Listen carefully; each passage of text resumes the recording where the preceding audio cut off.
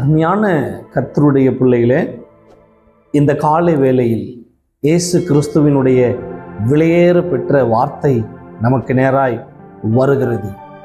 நான் நினைக்கிறதெல்லாம் எனக்கு இன்னும் நடக்கலையே, நான் என்னெல்லாம் நினைச்சு பார்த்துருக்கிறேன், நான் இதுவரைக்கும் நான் நினைச்சது ஒன்றும் நடக்கலையே அப்படின்னு சொல்லி கலக்கமாக இருக்கிறீங்களா? கவலைப்படாதீங்க.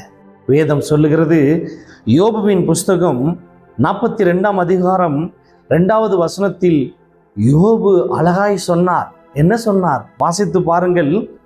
தேவரீர் சகலத்தையும் செய்ய வல்லவர், நீர் செய்ய நினைத்தது தடைபடாது என்பதை அறிந்திருக்கிறேன் அப்படிங்கிறார். அதாவது நீர் செய்ய நினைத்தது, நீங்கள் நினைக்கிறது ஒருவேளை நடக்காமல் இருக்கலாம். நீங்கள் நினைத்து வைத்திருக்கிறது ஒருவேளை இன்னை வரைக்கும் நடக்காமல் இருக்கலாம். ஆனால் வேதம் சொல்லுகிறது, அவர் நினைத்தாரானால் அது தடைபடாதா? அல்லேலூயா. அவர் என்ன நினைக்கிறாரோ அது உங்களுடைய வாழ்க்கையில நடக்கும். சகலத்தையும் செய்ய வல்லவர், அவர் செய்ய நினைத்தது தடைபடாது என்று சொல்லுகிறார். அருமையான கர்த்தருடைய பிள்ளைகளே, உங்களுக்கு என்னெல்லாம் தடையா இருக்கு கவலைப்படாதீங்க.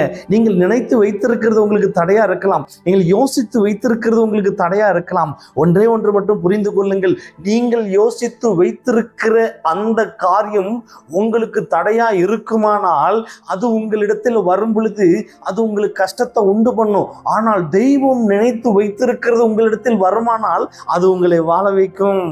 அல்லேலூயா. ஐயோ, நான் இதெல்லாம் எதிர்பார்த்திருக்கிறேன், இன்னும் என் வாழ்க்கையில நடக்கலையேன்னு சொல்லி ஒருவேளை நீங்கள் உட்கார்ந்து புலம்பிக் கொண்டிருக்கலாம். வேதம் சொல்லுகிறது, தேவரீர் சகலத்தையும் செய்ய வல்லவர், நீர் செய்ய நினைத்தது தடைபடாது.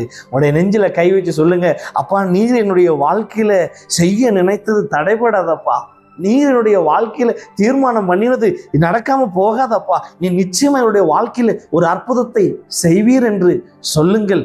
நிச்சயமாய் அவர் செய்வார். ஏன் இந்த வார்த்தையை யோபு சொன்னார் தெரியுமா? அவர் பார்க்காத கஷ்டம் கிடையாது, அவர் பார்க்காத நெருக்கம் கிடையாது, அவர் பார்க்காத தடைகள் கிடையாது, எல்லாவற்றையும் பார்த்தார். ஆனால் யோபுவின் மேல் கர்த்தருடைய கரிசனை இருந்தபடியினால், யோபு மேல் கர்த்தருடைய திட்டம் இருந்தபடியினால், யோபுவின் மேல் கர்த்தருடைய அநேக காரியங்கள் ஆசீர்வாதங்கள் இருந்தபடியினால் அவர் என்ன நினைத்தார்? யோபு நினைத்தது நடக்கலைங்க, யோபு யோசிச்சு வச்சது நடக்கலைங்க. கர்த்தர் யோசித்து வைத்ததை திட்டமா ஏற்ற நேரத்தில் நிறைவேற்றினார். இன்னைக்கு உங்களுக்கு இந்த காலை வேளையில கர்த்தர் சொல்லுகிறார், அவர் குறித்த நேரத்திலே அவர் செய்ய நினைத்தது உங்களுடைய வாழ்க்கையிலே நடக்கும். அல்லேலூயா. கவலைப்படாதீங்க. ஒருவேளை எனக்கு எதுவும் நடக்கல, நான் எதிர்பார்த்துட்டு இருக்கிறேன், இந்த திருமணத்தை எதிர்பார்த்துட்டு இருக்கிறேன், இந்த பிள்ளை பாக்கியத்துக்காக நான் எதிர்பார்த்துட்டு இருக்கிறேன், இன்னும் என்னுடைய வாழ்க்கையில ஒன்றும் நடக்கலையேன்னு சொல்லி ஒருவேளை கலங்கி இருக்கிறீங்களா? வேதம் சொல்லுகிறது, நான் சொல்லவில்லை, வேதம் சொல்லுகிறது, தேவரீர் சகலத்தையும் செய்ய வல்லவர், நீர் செய்ய நினைத்தது தடைபடாது என்பதை அறிந்திருக்கிறேன். இந்த காலை வேளையில கர்த்தர் உங்களை பார்த்து சொல்லுகிறார், அவர் செய்ய நினைத்தது உங்களுக்கு நடக்கும் என்பதை நீங்கள் அறிந்து கொள்ளுங்கள், புரிந்து கொள்ளுங்கள். அல்லேலூயா. நீங்கள் அறிந்து கொண்டால் போதும், அவர் செய்வார்.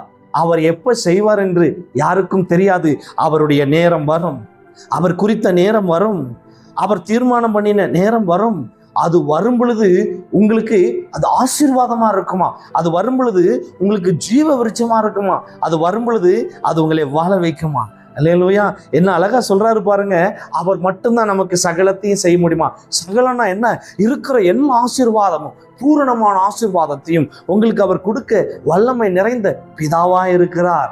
உங்க மேல எப்படிப்பட்ட கரிசனைகளை வைத்திருக்கிறார் என்று உங்களுக்கு தெரியுமா? உங்கள் மேல் ரொம்ப அவர் இரக்கத்தை வைத்திருக்கிறாராம், உங்கள் மேல் அவர் ரொம்ப பாசத்தை வைத்திருக்கிறாராம், உங்களை ரொம்ப நேசிக்கிறாராம். அவர் நேசிக்கிறபடியினால் அவர் உங்களுக்காக அநேக காரியத்தை தீர்மானம் பண்ணி திட்டம் பண்ணி பிதாவின் இடத்துல பரிந்து பேசி அவருடைய பாதத்தினடியிலே எல்லா ஆசீர்வாதத்தையும் வைத்திருக்கிறாராம். ஆனா ஒரே ஒரு விஷயம்தான், அவர் நினைச்ச நேரம் வரணுமா? அல்லேலூயா.